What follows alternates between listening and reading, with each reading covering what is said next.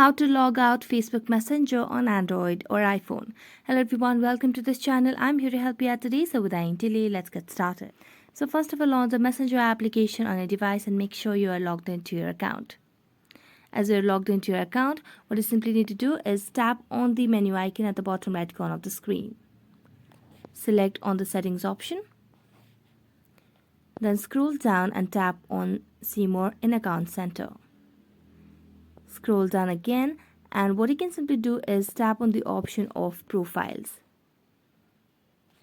Rather, you can simply go back and tap on Personal Details and tap on Account Ownership and Control. Tap on Deactivate or Delete. So that's the only possible way that's given over here. But if you want to log out of Facebook Messenger only on Android, you can simply log out of your Facebook application directly and you'll be able to log out from a Messenger as well on your Android. Otherwise, you have to deactivate or delete it. So that's it. Thank you so much for watching this video. See you next time.